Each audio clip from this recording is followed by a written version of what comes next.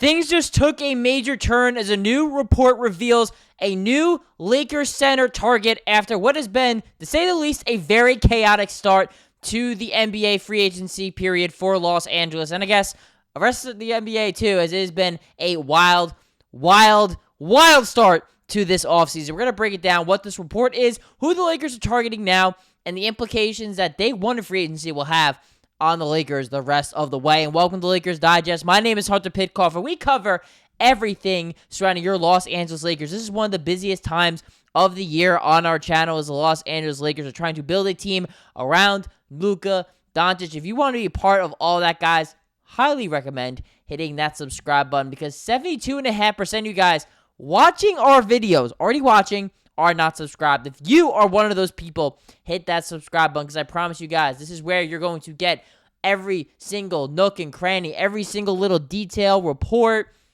rumor, everything you want about your Lakers. It's going to be right here on this channel, so hit that subscribe button. I don't want to keep you guys waiting too much longer, because are the Lakers running out of options? Because there have been a lot of center targets already on new teams or re-signed with old ones this offseason. You have Brook Lopez signing down the street with the Los Angeles Clippers, right? Opting to be a backup to Ivica Zubac. Then you got Clint Capella, and probably one of the more bizarre moves of today, going to the Houston Rockets. I mean, I did not see that one coming at all. They re-signed Steven Adams. Alperen Şengün is there. Somehow the Rockets don't have unlimited cap space and can sign every player under the sun, apparently, or resign whoever the hell they want. I mean, I don't know how that's possible, but here we are in 2025, where the Rockets don't operate under a salary cap. They signed Clint Capella as a third backup big. We see guys like Luke Cornett signed for 4 years with the San Antonio Spurs. We see guys like Luka Garza signed with the Boston Celtics. And there are other players as well at that center position that are gone. However, there is one player available who the Los Angeles Lakers are currently linked to. Michael Scotto saying that Al Horford has received interest from several contending teams since the start of free agency. That includes the Boston Celtics, which is the team, of course, that he was on, the Golden State Warriors, the New York Knicks, the Denver Nuggets, the Cleveland Cavaliers, and the Los Angeles Lakers. That's what sources are telling Hoops Hype. So, Al Horford right now still is an option for the Los Angeles Lakers. Not someone we've even talked about a lot on this channel, because he just wasn't really the archetype of center. But at this point, with not a lot of options, we're going to go over Al Horford. And now he's actually being linked to the Los Angeles Lakers. This is what he did for the Boston Celtics this season. Somebody who averaged 9 points per game, 6 rebounds a game. Shooting numbers, obviously, guys, we know he can really shoot the three ball. About 40-ish% of his threes are corner threes. Almost all of them are assisted. This is somebody who also can really do it all. A very good passer. Somebody who also can, of course, be that stretch big for you. But also is known to be a really good defender as well. Not the athlete he maybe once was, but he definitely is somebody who's still positionally really good and still has the versatility to move out on the perimeter. If you want to see some of the other stats Al Horford has put up here during his 4-year stint, his second stint actually, with the Boston Celtics, kind of didn't want to do his whole career because he's played for a very long time. He's 37 years old. He's pretty on par with what he's been doing throughout his, and still playing 60 games, which is pretty durable for a guy his age, and someone who's still averaging a pretty good amount of minutes here, still shooting the ball pretty well from 3, good at the foul line, although he doesn't get there a ton. And, of course, the veteran experience and a champion as well. I think it's always really important, guys, when you bring in championship players, guys who know what it takes to be a part of a championship and be a part of a winning locker room. That's someone like Al Horford. We know the Lakers right now are being linked to DeAndre Ayton. If that is their starting center, someone like Al Horford could be a very different look for the Lakers, and someone who I actually think could fit in a lot of senses there. Can give JJ Redick that switchable big man that he likes. He also has the versatility to play next to DeAndre Ayton as well, to have a center that can play the 4 or the 5. It's pretty rare to find that. Al Horford can be one of those guys.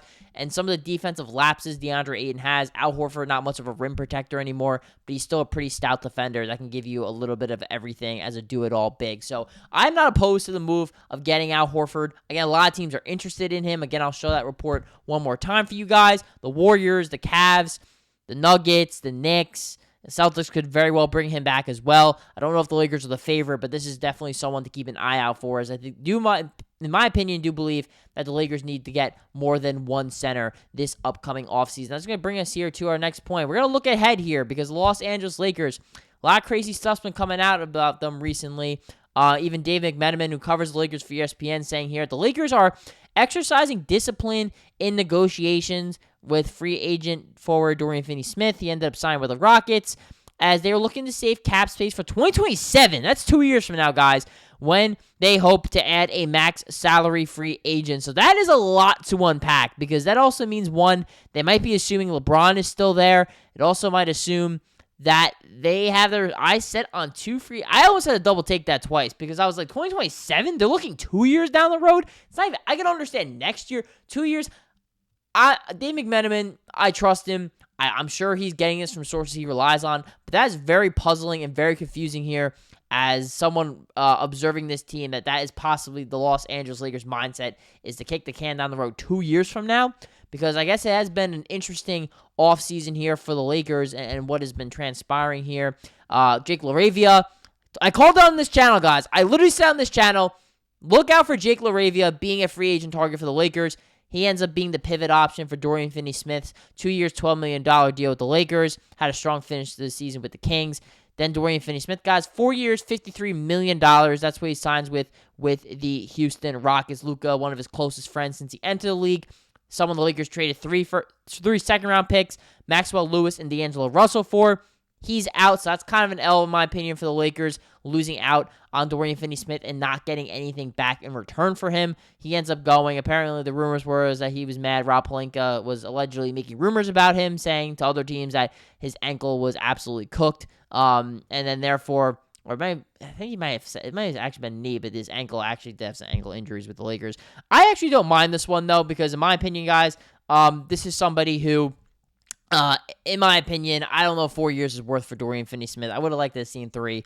But, he's going to be a good player and good for the Houston Rockets. And kind of going through again, guys, more of some of these reports. Clint Capella, like I said, that was a Laker target. He's going to be going to the Houston Rockets.